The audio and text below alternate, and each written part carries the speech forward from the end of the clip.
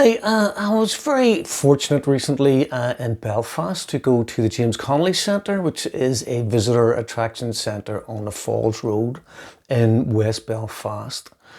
And Dan Kovalik is an American journalist. He's an author. I believe he's a civil rights attorney at law. And he was launching a copy of his book, Nicaragua, about the history of American intervention in the country. Now, the Sandinista revolution came to fruition in 1979, and from the success of a socialist revolution in Latin America, with the defeat of President Somoza, who was America's man, in Managua, and the Nationalist Guard, who were seen to be very vicious, torturous, right-wing terrorist thugs, acting on behalf of the Somoza government regime and also on behalf of American interests in the region. They were, instead of being brought to court, according to Tan's book, they were kind of given an amnesty and the war was over. There were attempts by Daniel Ortega and others to bring the country together, to unify in the post-war new dispensation that they were offering to people, to become part of the state, to become part of a unified republic going forward in peace and with a transitional government, which was elected by the people, ratified shortly thereafter. The National Guard, a lot of them, I believe, according to the book, if I remember correctly, went to, I think it was Honduras. They were then recruited by the CIA, and the kind of civil war in absentia reoccurred, because while the Sandinistas and the FSNL were in power, they had this right-wing kind of civil junta in a neighbouring country that began to launch attacks upon the Nicaraguan people. So you had ex-Nicaraguan members of the National Guard then attacking Nicaraguan citizens on behalf of the CIA as they tried to destabilise the revolution and the new government in the country. So it resulted in a civil war that went on for more than a decade. I'm about just over, maybe 3/4 of the way through the book. There's about another 100 pages to go. But it struck me as I was reading that the parallels between Nicaragua, which is in Latin America and the Caribbean, and really Iran, which had its revolution in 1979 after the Shah was imposed upon the people of Iran in 1953 by an MI6 CIA-funded military coup against Mossadegh, who was the democratically elected president and leader of the government in Tehran at the time. And he had just basically nationalised the oil industries, kicking out Anglo-Dutch shell companies. And it's believed that MI6 went to the American administration and specifically the CIA, asked for a coup in order to allow the Anglo-British oil company to return and regain its massive profits and re-privatise and denationalise the oil industry in Iran. So while you had the Contras attacking the people's-led revolution in Nicaragua, you then had the Iraq-Iran war, where America and Britain and I assume France and others give chemical weapons and give weapons of mass destruction and give military armaments to Iraq and to Saddam Hussein, their man in Baghdad, to attack the Islamic Republic of Iran. So parallels between the Contras entering a decade of violence against the people of Nicaragua and Saddam Hussein used in a proxy war by the West against the newly founded Islamic Republic of Iran and Ayatollah Khomeini back in 1979. It's amazing when you just start putting these different kind of nebulous webs together, two completely separate parts of the world, two completely separate stories. It's only that I happen to be reading the book about Nicaragua while I have an interest of what's happening in Iran currently, and their brave hero, General Soleimani, who was the leader of the Axis of Resistance, who was executed, extrajudicially murdered by Donald Trump and an American drone in Baghdad 3 years ago. So, you know, the parallels are striking in that the CIA playbook, which we saw used again and again and again to such violent, treacherous effect in Latin America and the Caribbean, is exactly the same playbook that's being used and was used against Iran and is now being used against Russia in Ukraine, with what was a proxy war between America and Russia through the deaths of Ukrainian service personnel, which is now a de facto NATO war against Russia in Ukraine. It's just, we have to ask the question, when will this end? When will the American administration and Western civilization, in inverted commas, which represents something like 13% of the world's population, when is it going to stop attacking other sovereign nations?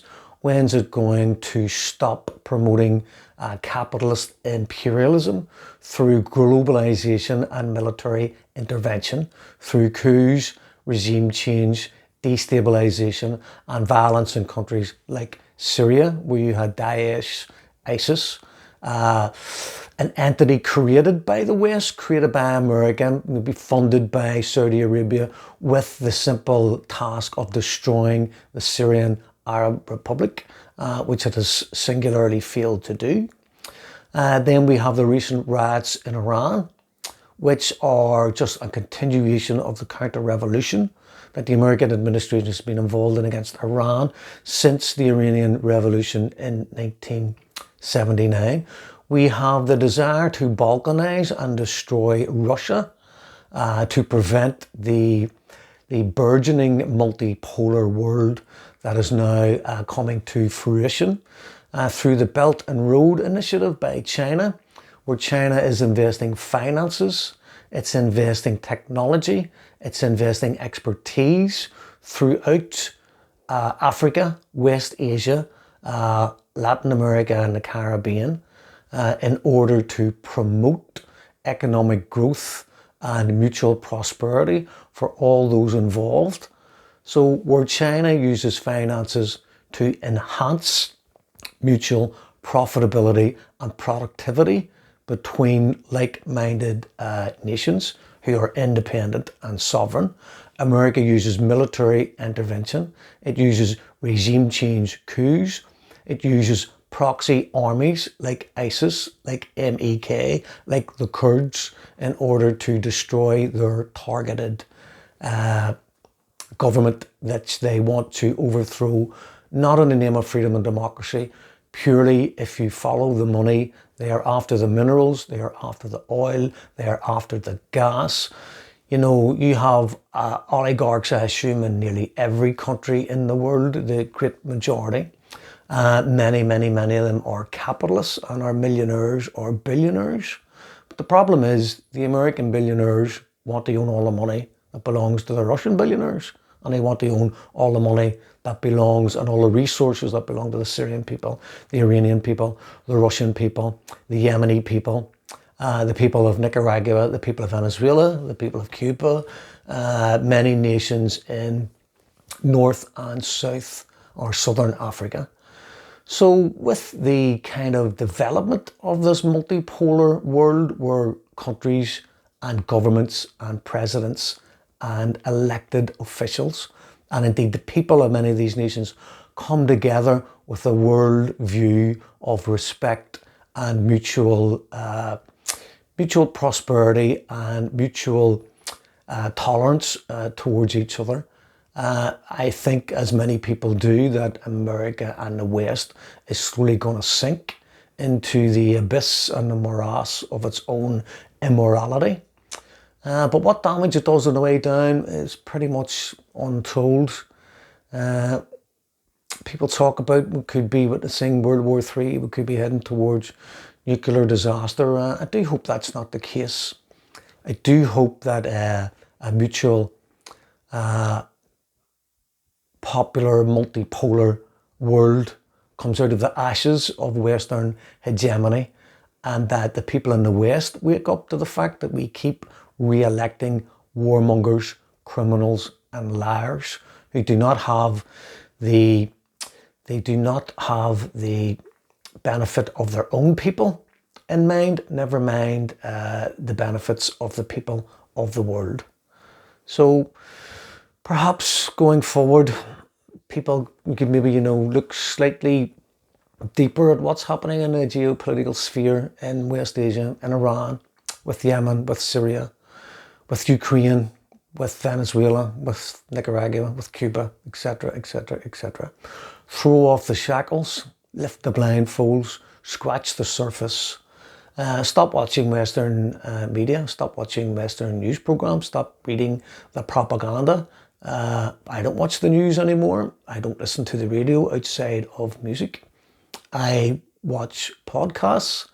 I read people's blogs.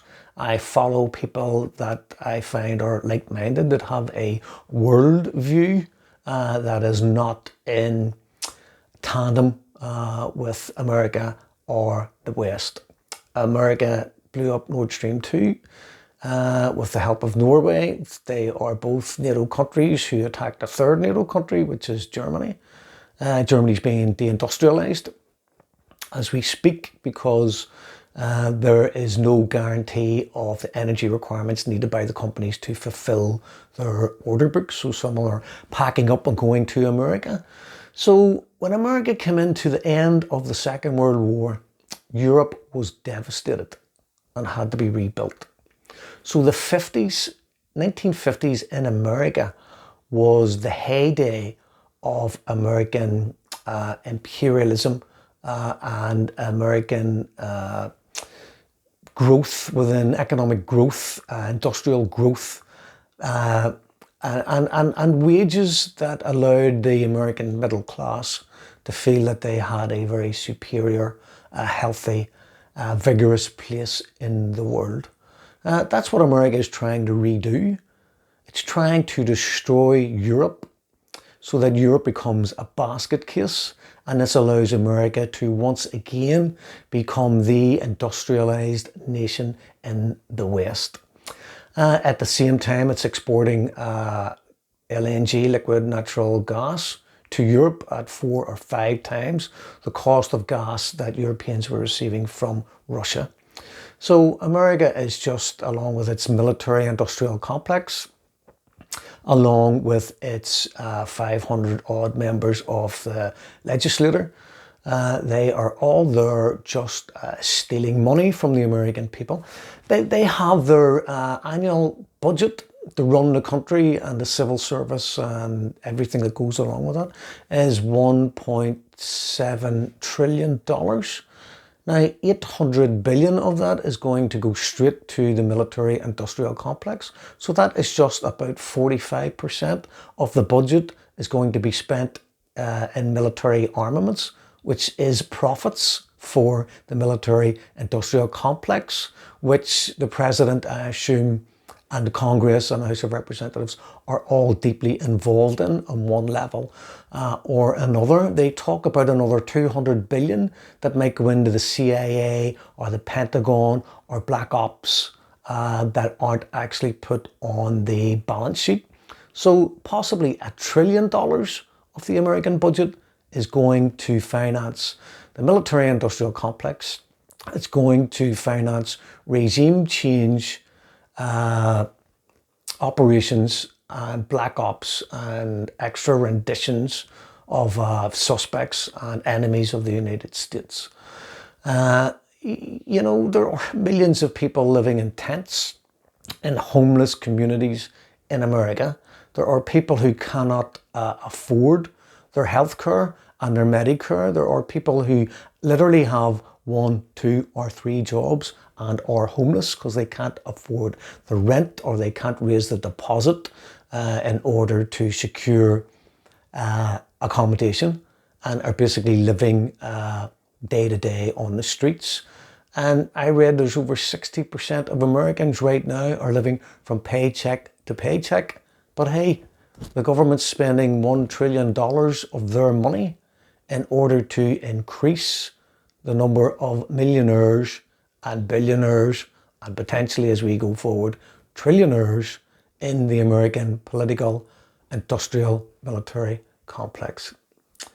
So that's just, reading Dan Kovlik's book, thinking about what's happening in Iran, putting a few of the, bringing a few strands together, just to highlight basically what I believe is happening. I think there is a moral imperative on all of us who see the world maybe as it really is, to spread that word, to tell others, to awaken our friends, neighbours and families to what's coming down the line, including central bank digital currencies, which are going to do away with cash. You will be at the mercy of your government and not just your bank. And if you have political views, if say you wanted to go to Russia on holiday and you wanted to use or had to use your digital currency from your central bank, you may find that your government says, we are sanctioning Russia, you're not going there on holiday. So this is authoritarianism, where the government will be able to tell you exactly what you can and cannot do, where you can spend your money, what you can spend your money on. And if you transgress over some invisible red line by the government, they could simply block your account. They could simply take you out of the system. And, no account means no money. No money means no paying the bills. No paying the bills means even more homeless people on the streets of America and Europe. I live in Belfast. I've never seen as many homeless people in Belfast and in Dublin, and indeed in the UK, in Manchester, in London. We must, as a society, come together, and the only way we're going to do that is to have some form of social revolution which removes those in the established places of power. And all these people that we vote for, regardless of what party they are, the Green Party, the Conservative Party, the new Conservative Party, also called the Labour Party under Keir Starmer, all the different parties in Ireland, including some on the left, they are all sellouts. They are not challenging the system, they are working the system. So every single one of them is complicit, and every one of them is responsible for the way society has changed for the worse ever since Margaret Thatcher and neoliberal austerity was brought forward with this idea that the money will drip down from the rich to the poor in order to close the equality gap. But that equality gap has gotten bigger since 1980, which is 43 years ago. So it's up to us to make the change that we want to see in the world. And we should start that with a social revolution that tears down the edifice of democracy that is a facade in many respects for racism, for fascism, and for the unspoken class war that we are involved in. We do not realise that our governments are in a class war against us, where they spend their time and our money protecting their rights and protecting their places of privilege in society at the destruction of the health service, at the destruction of the education service, and at destruction of the social fabric of society here. So just thought I'd air my views and put this up and maybe do another one in a couple of days' time. Bye now.